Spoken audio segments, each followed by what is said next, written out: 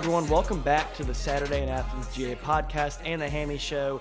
Finally, we had a stress-free football weekend as Georgia fans. It's been a long time. It feels like this has barely happened all year. Finally had a halftime lead, and it was a big halftime lead against what I would consider a pretty good team, and we finished the drill. So, again, just definitely much easier, much more relaxing for Georgia fans. We'll probably have another heart attack this weekend, but I don't want to speak anything onto us yet. Hammy, I'm going to go ahead and ask you, how did Georgia have so much success against Mississippi State? Obviously, 41-21, you love to see it against a really good SEC opponent. Where did that success start? I think it's what we called last week, the run game. I think that's where it started. I looked it up. That is the first game we've had over 300 rushing yards since Florida State in the Orange Bowl when we killed them 63-3. So heck of a performance from our guys. If you go back to that 2023 season, that huge game we had against Ole Miss in Athens, beat them like 52-17 or whatever it was. That was the only other game we had 300 yards in the past 25 games. So 300 yards on the ground, that is. So as you can see, that 2023 team really came into form in that Ole Miss game. Obviously, they lost to Alabama, but then they get right back on the wagon and kill Florida State in the Orange Bowl. All that good stuff happens. So I think getting the ground game going against this Mississippi State team was not only what brought us the victory, but is what's going to really hit for this Georgia team as we play into late November and into the playoff.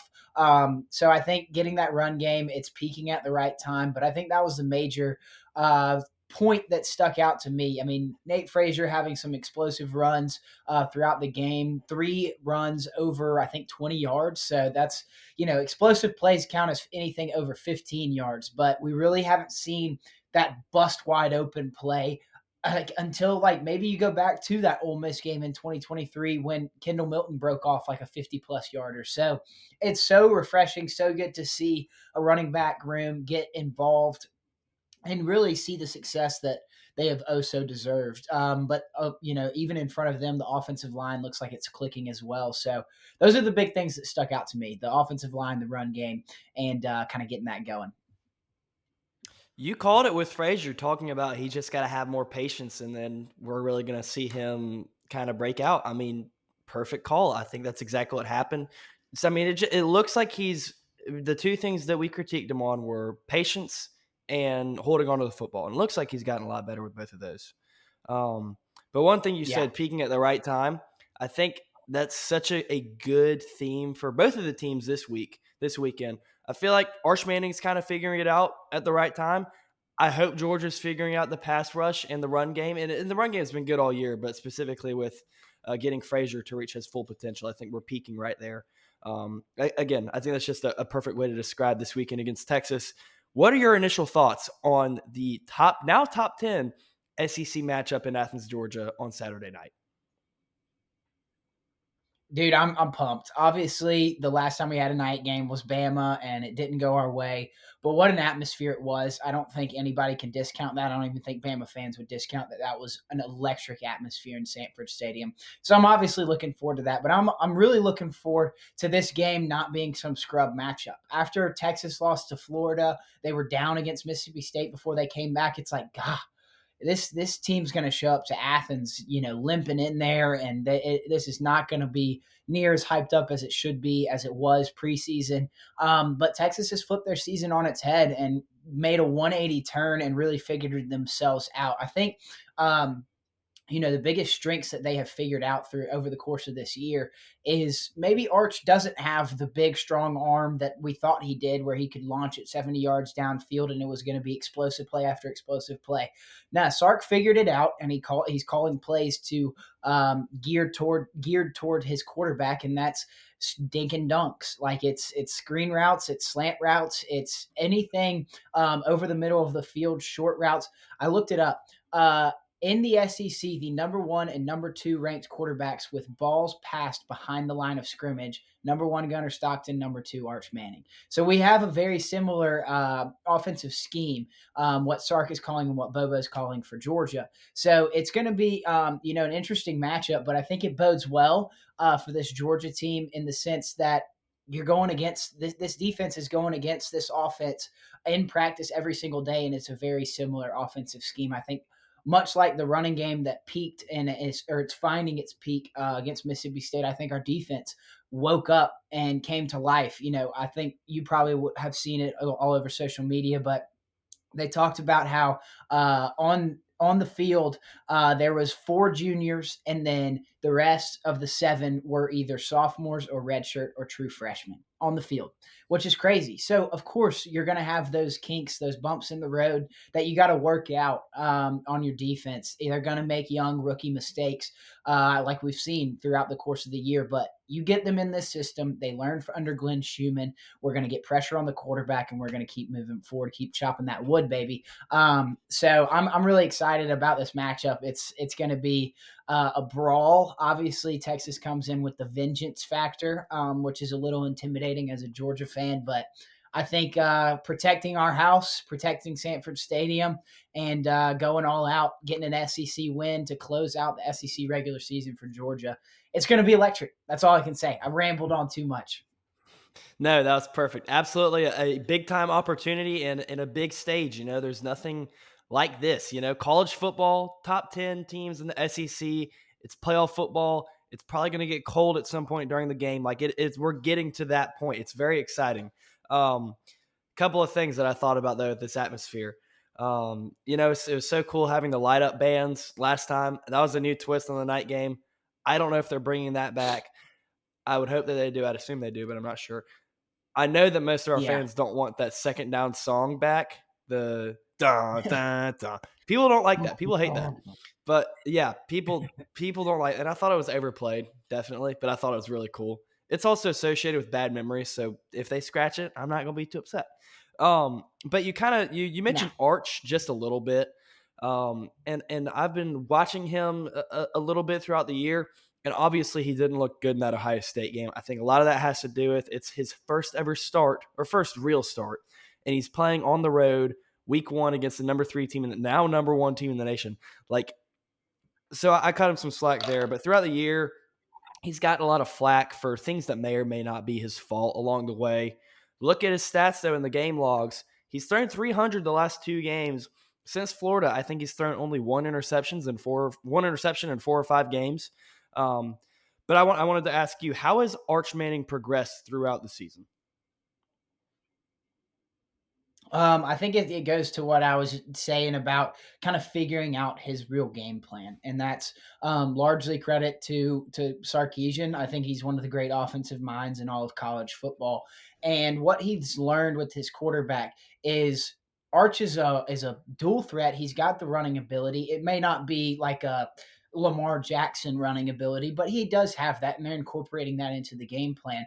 And they're also establishing the run to a somewhat better standard than they were earlier in the year. I think Wisner has come on this year for Texas, and in the past few games, I look back at Red River when they played Oklahoma and got the huge win against the Sooners. They had a rushing attack that really came to be. That was like Arch's coming out party, all that good stuff.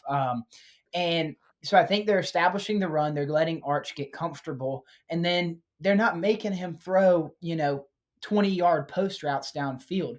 They're letting him throw a screen route, letting him throw a slant over the middle 5 yards down the field. They're letting him complete 3, 4, 5 passes to start the game, and he's building up his confidence. We can say all we want about how level-headed he is because of his uncles that have played in the pros, and they know how to handle the pressure and all that stuff. But if you're a 20-year-old kid and you've got the Manning name on your back, and the Athletic is writing articles about how you're the first flop in college football, and you're getting all of this crap from the national media because of the hype that you received preseason, it's going to get to your head. I don't care who your uncles are. I don't care what your last name is. You can't block out all of that noise. So it was getting to him. And I think he had to have some confidence building moments. And it's brick by brick. And that's what we've seen. Oklahoma, I said it was probably his coming out party. It still wasn't his best game. I think his best football's in front of him. Vanderbilt, for the first 3 quarters, he looked a brick better, and he keeps getting better. He's got a bye week before he gets to Athens. I think that's going to be a huge, huge factor for Texas. Game plan wise, offensively, Arch getting some confidence on the practice field before he walks into a hostile environment in Sanford Stadium. So, like I said, I think it's brick by brick they're building that foundation. And the whole flop, the biggest flop in college football, the first flop, whatever they called it in that article, it's not true, man. He was like 5 games into the season when that article came out. He's got so much football in front of him. I think he's going to play a really good game against Georgia. I think it's going to be a dogfight, and he's going to come back to Texas next year. And we'll probably see him down the road next year, and he's going to be probably a Heisman candidate. I mean, that's just how it goes. That's how good of a player he is. I think that's what his genetics are. So the last name does do something for you there, but I think Arch has definitely progressed over the season. I agree 100%. And I just wrote this down. I I hate Texas, right? And I've it's crazy how quickly I've grown to hate a team that we have nothing to do with throughout most of history. Um, but I respect Arch because before the season, he's the Heisman. Everyone's touting him as just the greatest football player to ever walk the earth, right? And they're saying that Texas is the new Alabama. I think that was also the Athletic. Um, and then he plays a bad first couple games, and he just gets a bunch of hate. Not even I don't even want to call it hate, but just slander. Slander from the media. A bunch of negative press surrounding him, and he handled it greatly. He handled it really as well as you can as an athlete when you're getting some slander for your performances. I remember watching his post game press conference after the Ohio State game and pretty much saying that he had to be better. And I'm like, again, I can't stand Texas.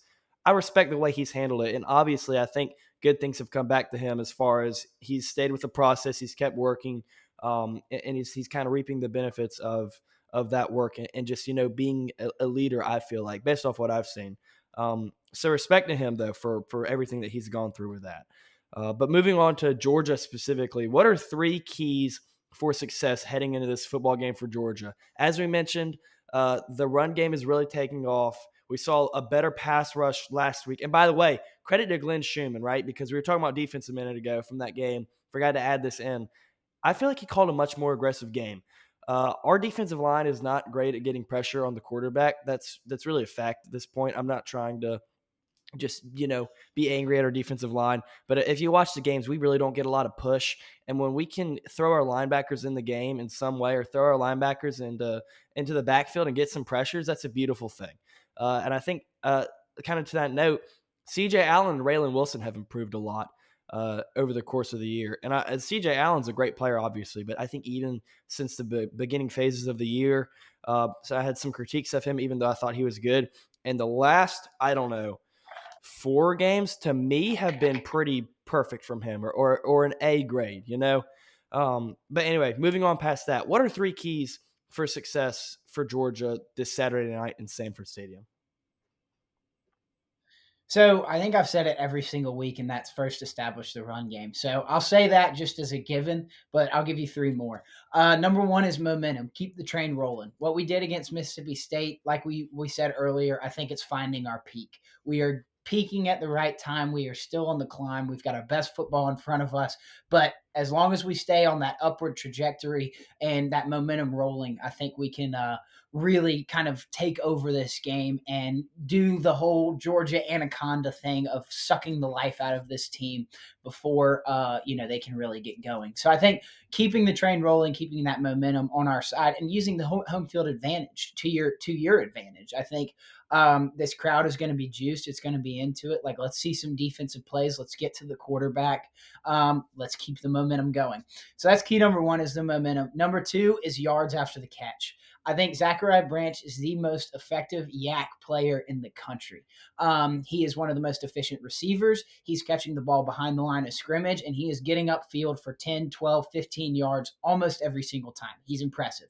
But even the slant routes over the middle, the deeper post routes, out routes to the sideline, if you give him a foot on the person, on the defender, he's gonna bust it for 5, 10 more yards after the catch. So I think yak from Zachariah Branch is a huge factor, but for also our other wide receivers, I think Dylan Bell is gonna have to make a step forward, take a step forward, and really take kind of be that receiver that we've all thought him to be. He's always been that Swiss Army knife, and I think he's found that role again. He obviously had the fumble against Mississippi State, which sucked. I don't even know if it was a fumble from where I was sitting in Starkville, but he was definitely, kind of finding his groove. He had that huge catch against Ole Miss, but getting some yards after the catch with Dylan Bell. And then our tight end game. Delp and Lucky have really come on in these last few games as serious threats in the pass game.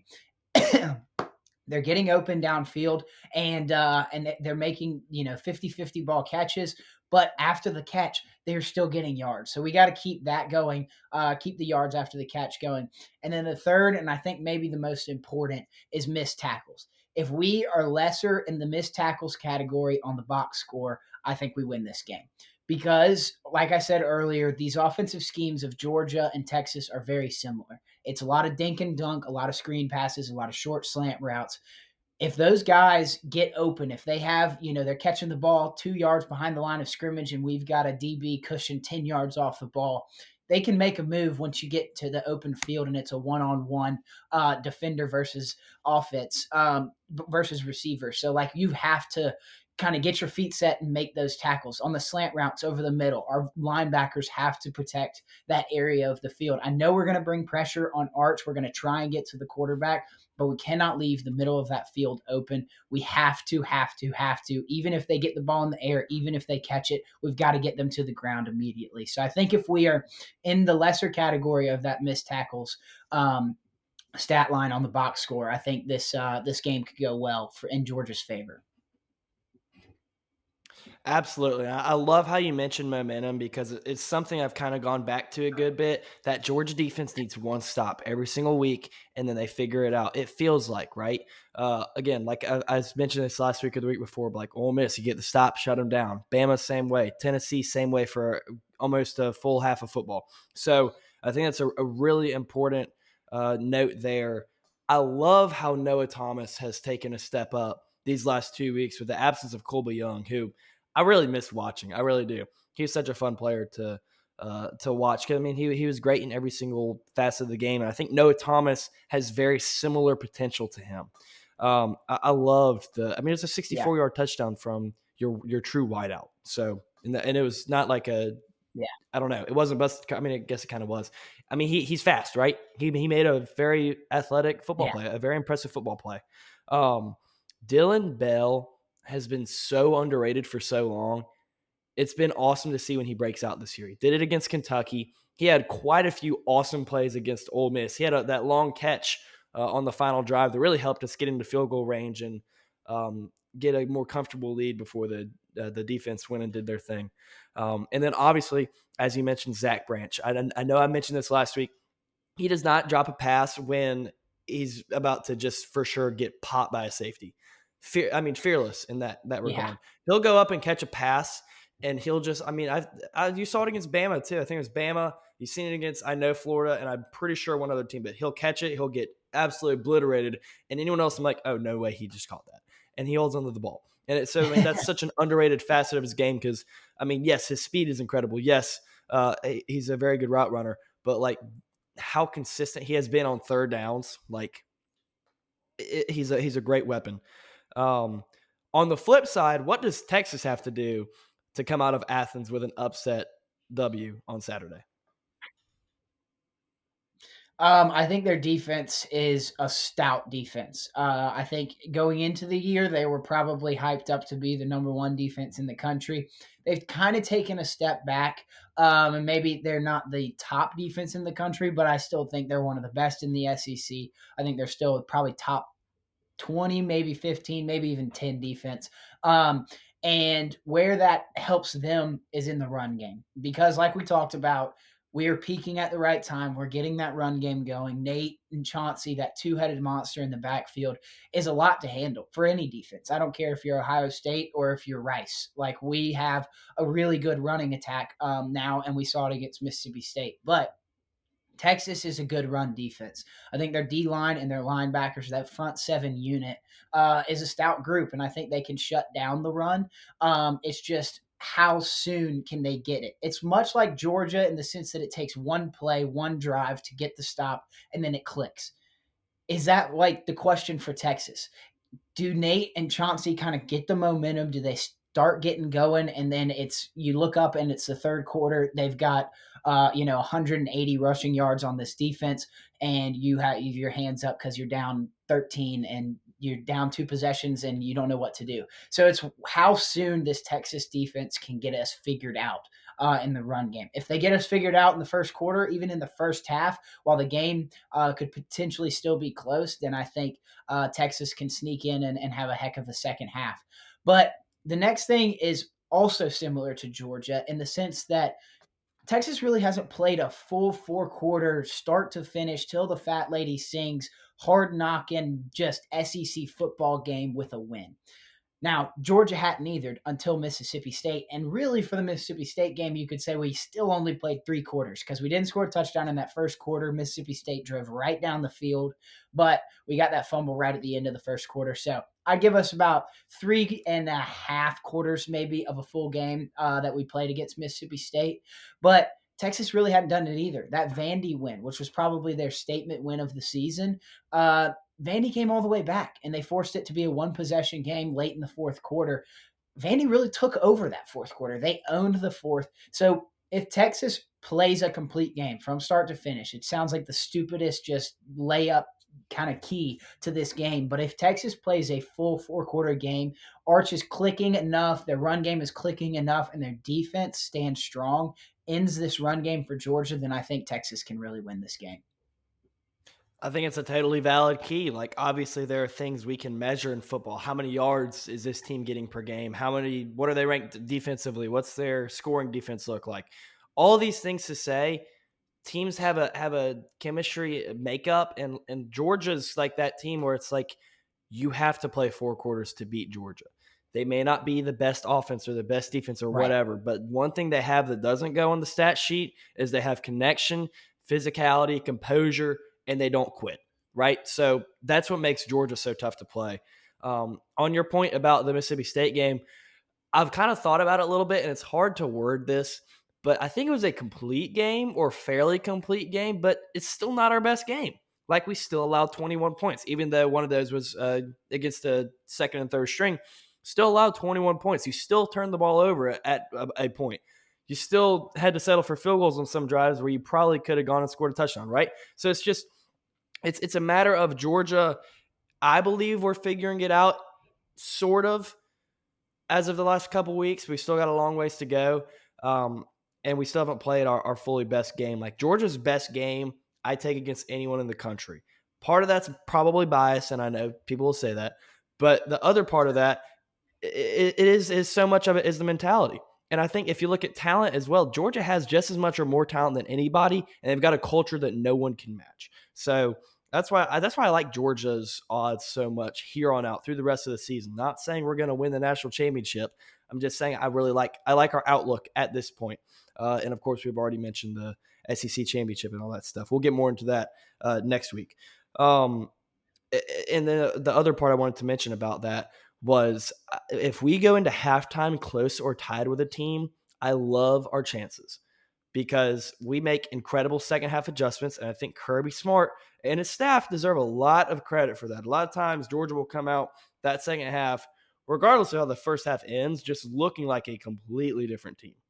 I think that's such a valuable thing to have ever, but especially like in this age of college football where you play so many stacked teams and the talent distribution is much more of a thing. Anyway, you have made this next segment a little difficult the past few weeks because you either don't give me a team or you pick a really weird number, but we're going to do this anyway. What's your score prediction for Georgia versus Texas? And there's no rules. Do any of that stuff if you want. It just makes it, I don't know. Just what do you got? I'm going to keep the trend going because it's been good luck. It's So I'm not working. going to give you It's a working. team. I'm going to give you something weird. Yeah. Hey. If it's working, don't fix it. If it ain't broke, don't fix it. There you go. But let's go. Oh, I've gone. I think 36. Let's do 32 to 22. I I'll don't know. I'm take it. not telling you That's who. okay. I hope the 32 is us, but I could. This Yeah. is a weird game, right? Because I could see Texas going and putting up 20. I mean, I just don't think it's going to happen, you know? But I don't know. I think they could put up a low 20. I'm not sure, though. Anyway, I'll go ahead and give mine. Um, let's say 27-17. Let's say that. And I like that because I think it'll probably be close. I mean, I think these are two really evenly talented teams. I mean, arguably Texas is more talented. I think we're higher on the whole composition rankings. I do think this will be a game that's close at half. I think it'll either be tied or we're down. If we're up, then I love our chances, but we'll probably be down, knowing the history of this Same. season. I would love to get the ball that first drive, go out, score a touchdown. I think if we can take a quick lead in the third quarter, the crowd will get into it and we'll shut them down. That's something we wanted to see against Alabama, Yeah. and it didn't happen. Was you go into the half down, if you take a lead back, your crowd gets into it and suffocates the other team, and they didn't. That is what happened against Ole Miss. That you take a quick lead, crowd gets into it, Ole Miss's offense is suffocated. So I could see that sort of trend this week, and something that someone mentioned to me earlier, and before we even spoke about this, I was kind of thinking about this. This feels very similar to Georgia Tennessee last year for several reasons. It's a night game. It's your third to last game of the season. I know that's not significant, but it just feels so similar.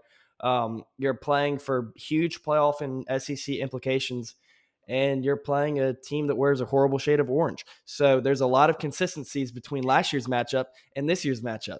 But I think it's very similar. It could be the same sort of deal, like, hey, closer tied at halftime. Georgia comes out of the gate, does what they need to do.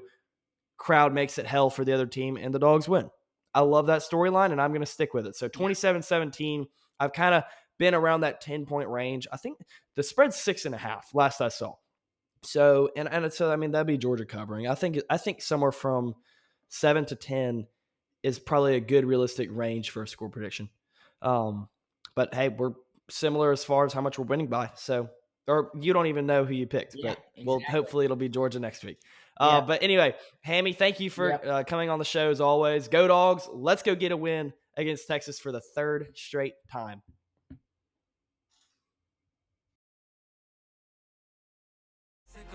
If they a dog, sick 'em. If they a dog, sick 'em. If they a dog, sick 'em.